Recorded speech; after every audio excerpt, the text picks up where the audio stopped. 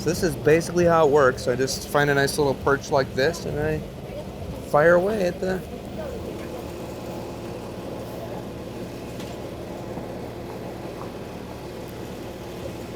Oh, I think I found my spot for today. Go ahead, we got a live mic.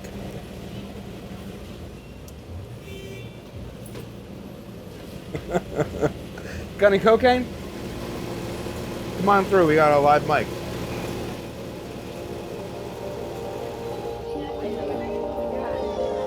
Evening, fellas.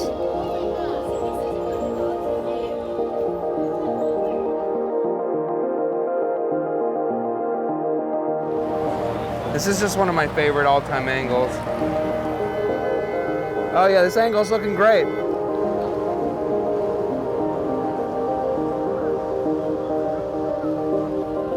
Got it, nailed it. Perfect, let's go.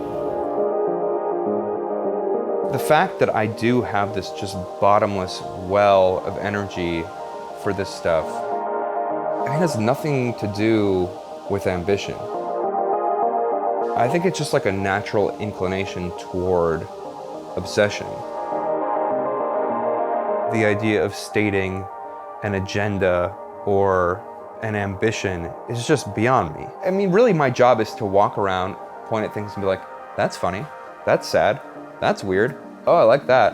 I don't know what's going on there, but I want to remember it, which is a thing that I always did, even without a camera.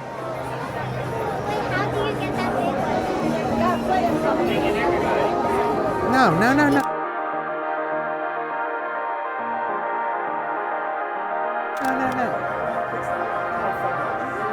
Well, you're not going to believe this, but my name is Daniel Arnold, and we are inside of my actual apartment. I live here with my brother and sister, which, you know, is maybe not every 38-year-old guy's dream, but it's my dream. I moved to New York 15 years ago. I think I'm the only guy who feels this way, but I was just totally overwhelmed. I moved from Milwaukee, and kind of my first instinctive response to this visual and total emotional overload was that I have to keep track.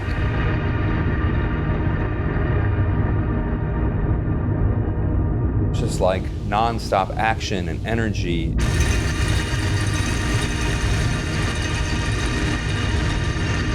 I just like got immediately addicted to New York. I don't know, suddenly life was as interesting as you want it to always be. And it was going so fast that I couldn't even have told you what I did the day before. And so my first antidote to that was, well, you gotta carry a camera all the time. Although I was way too scared to use it properly for a really long time.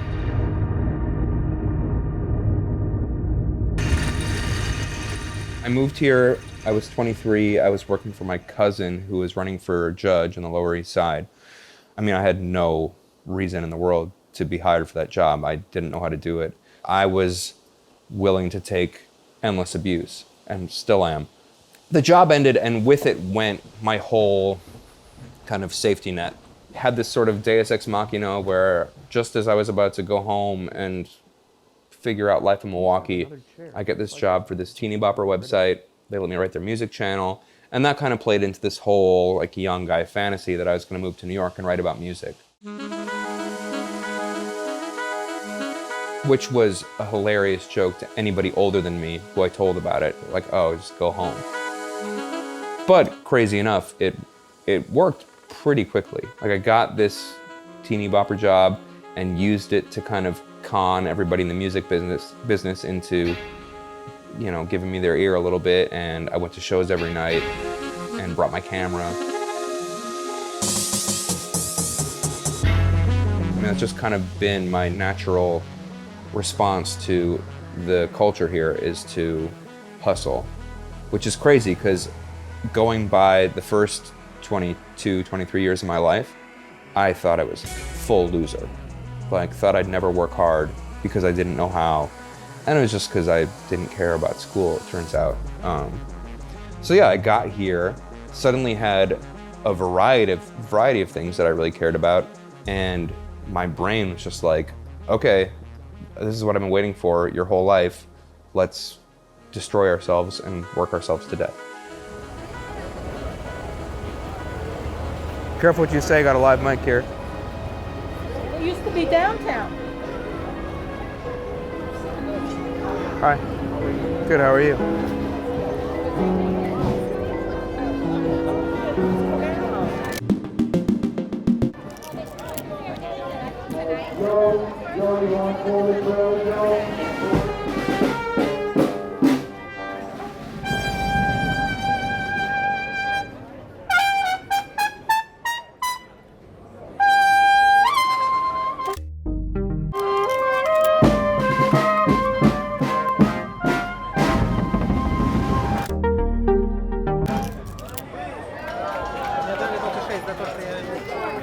I ended up at Nickelodeon because a very good friend of mine got this top editorial job there and needed a writer. So things boiled to a head where my Nickelodeon job has become this sort of tiptoe into corporate management, which, you know, God bless them for giving me a chance, but that is just not what I'm built for. And not because I'm better than it, but really just because my brain can't do it. I mean, I wish I had video to show you of myself pacing in the back of those boardrooms, because it was really like a crazy person. And I decided that I had to, you know, if I was going to quit, I needed unemployment. So I tried to get my boss to fire me. But my boss is my really good friend, and it was just this heartbreaking mistake. And I had people that I trusted in the photo world telling me, just do it, you can do this, just, you need to open up the time, just quit your job, it's gonna work, just go. Although I already had really good momentum going, because, I mean, the weird phenomenon of Instagram kind of like gave me this cushion out of nowhere. So I eventually just quit, jumped off the edge of my whole life, ditched it all, never looked back. Woke up Monday morning and was like, oh yeah, I have to pay rent.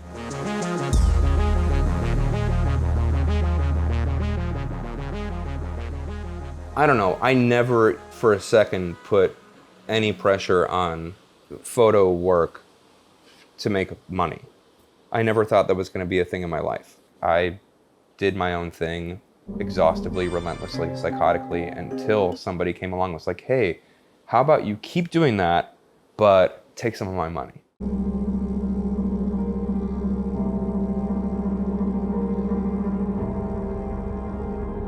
I mean, I would love to present myself as this calculated, cutthroat guy who is like, I see an opening, I'm gonna split the defenders. But like, the truth is I am stumbling through the darkness like everybody else, and I have all this proof, so it looks like there's a thread and it looks like there's intention. I mean, I'm just to the point now where, and I'm maybe still in a world where a job offer is such a compliment that I don't even remember to ask how much I'm getting paid.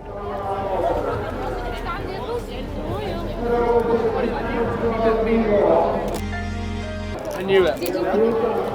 I definitely am not on a mission to undermine the idealized portrayal of celebrity. I mean, I'm talking particularly about the Met Gala, which is my most significant celebrity run-in.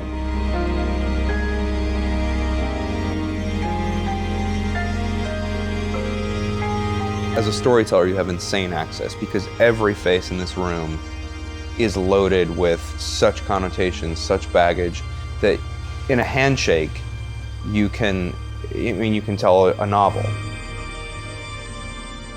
You take that massive opportunity and put it in a 2-hour window, and it becomes sports to some degree, because like, you've got this giant sprawling space, and you can only be so many places at once. I mean, one, as far as I know.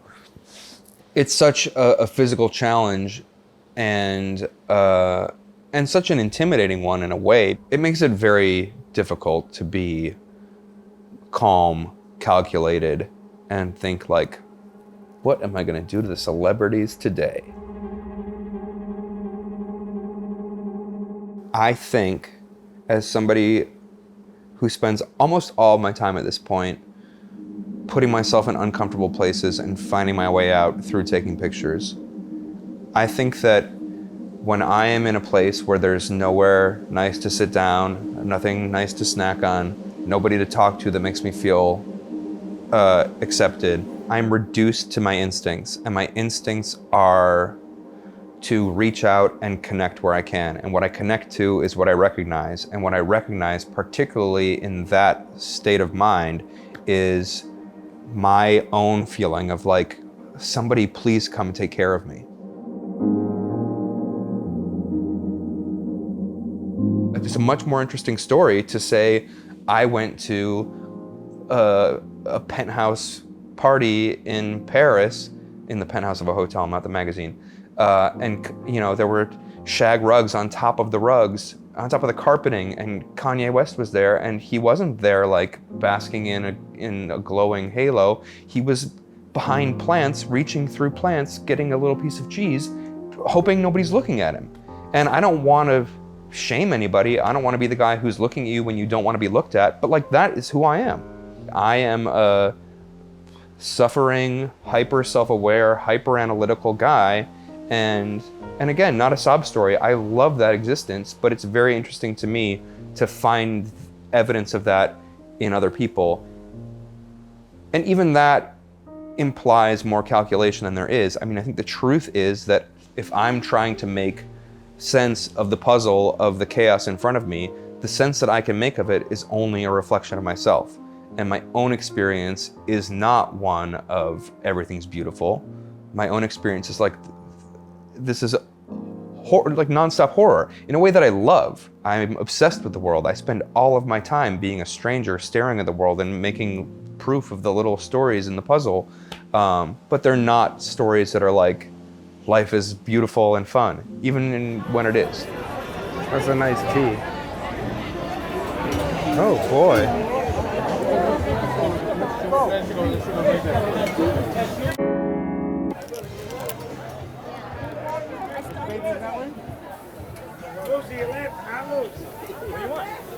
So I popped a cam in there.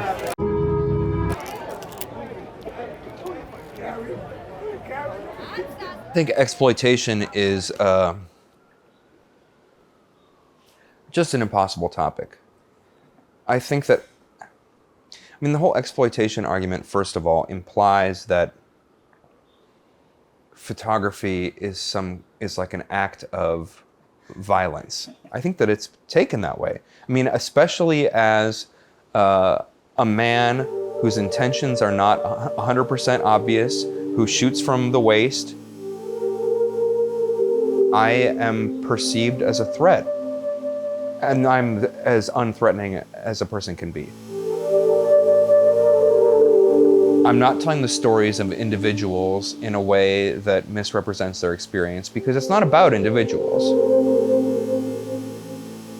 I think that we are so threatened by our mind-boggling impermanence that, you know, we build ourselves up to be these sacred things that would be violated by anybody, you know, using us in their own story. But I don't know, I don't know that I see the crime there, especially when you are telling the story of a culture. Like, how can you tell the story of a culture without the people? There's no way around the fact that you're gonna like make somebody's day bad. And it's usually not worth it, I don't think. I mean, sometimes obviously it's worth it.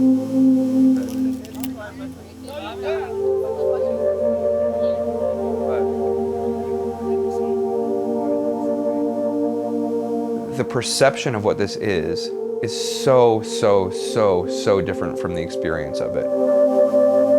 And I know, I'm like in a world that I could not have dreamed for myself. But I'm not here to like buy speedboats and fucking flirt with celebrities. I'm here to do this work. And I have not, I mean, the further I get into it, it's not like I'm like, okay, got a really good one yesterday, now I can chill, now I can buy some expensive shoes and put my feet up. I'm like, who knows? maybe that's my destiny, and I'll make a fool of myself, and this will be the proof, and I'll undermine myself with this interview. I hope so, for your sake. Yeah, you exploiter. I'm not me anymore. I am a story of a guy that is told out of my control, which I guess circles nicely into our exploitation idea. But I don't feel exploited. I feel like that's the price I pay to get to keep working as hard as I do. I mean, part of what the magic of this giant chasm between appearance and reality is that if Arnold_Daniel does anything for Daniel Arnold, it's that his audience and his rapport and his tap dance gives this guy a thing to look at and be like, okay, I have to prove that story's real to myself. And you would think that, you know, I could look at that and be like, I know what I'm doing, I'm the greatest. But no, if I don't prove to myself that there is some twinkle of reality in that made up world every day, it's like my identity just starts like fleeking off. Okay, I see a trigger over here, big time. Okay.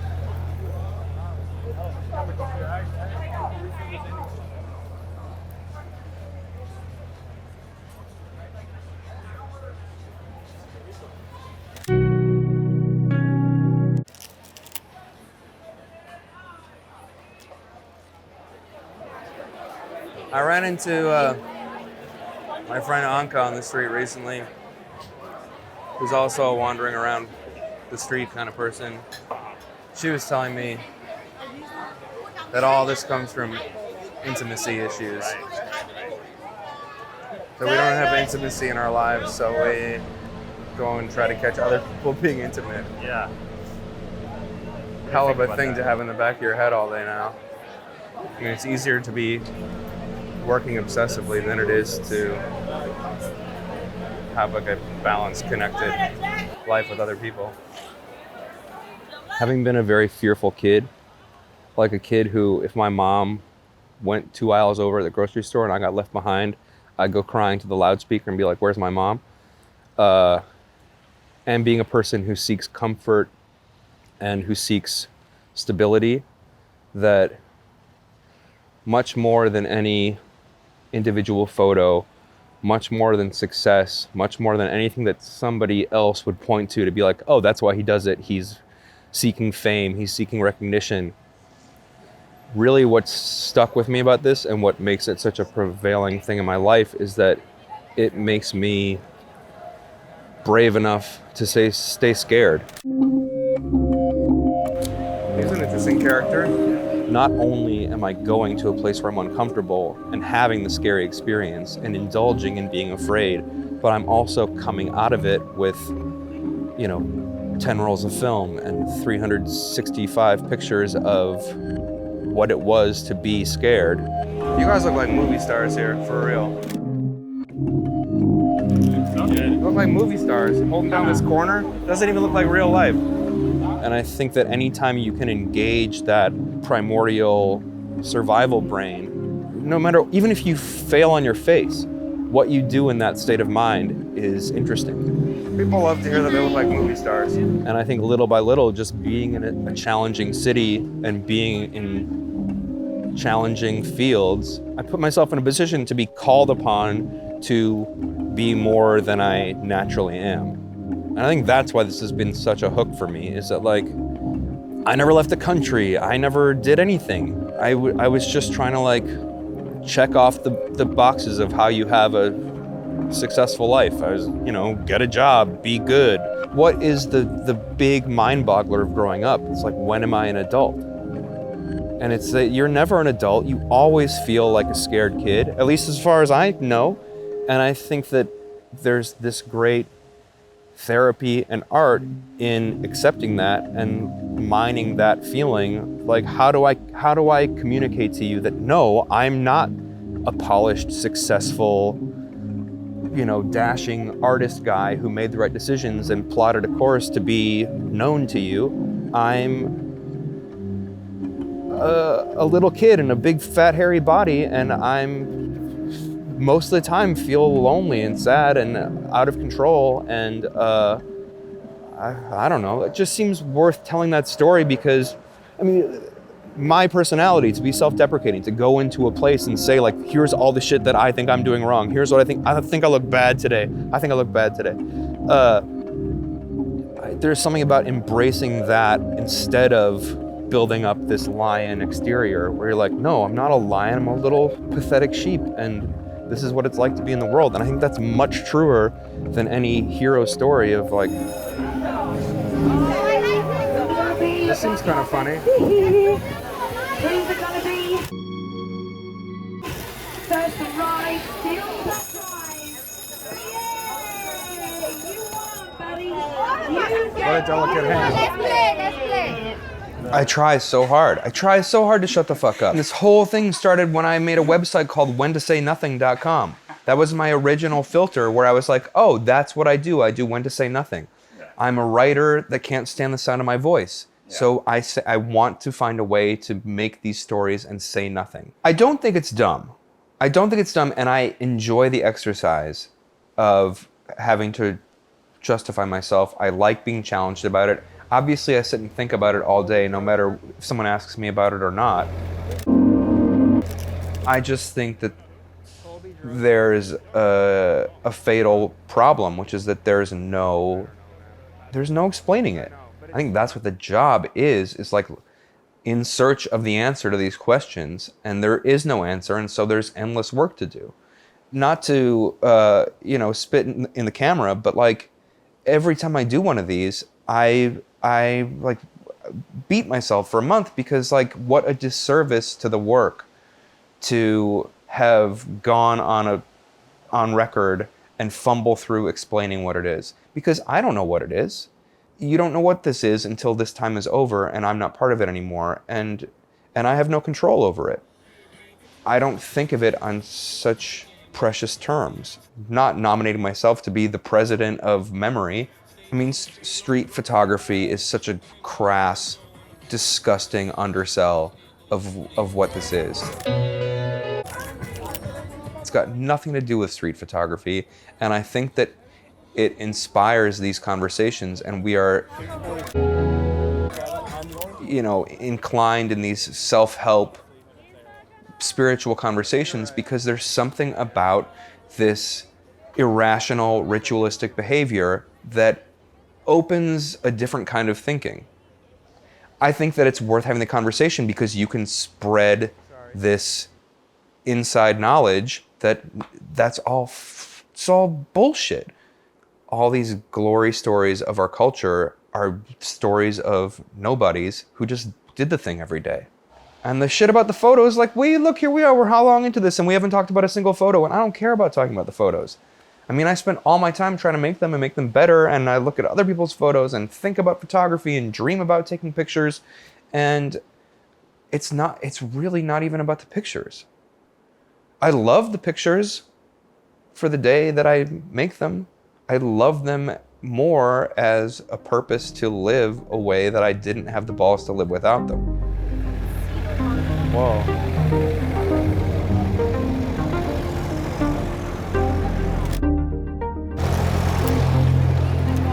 What is this all of a sudden? I guess I try to put myself in a position where if I am doing something bigger, I want it to be almost involuntary. I want to do the work, I want to follow my gut, I want to be in the ritual.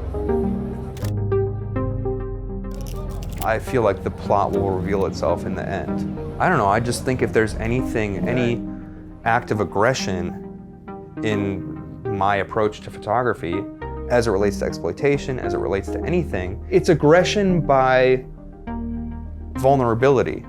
If my photo, which implies my process, if my successful photo can be this white rabbit after I'm dead, for a person to look at and think about my process and be intrigued by the possibility that if you put all of your time into looking, you will find.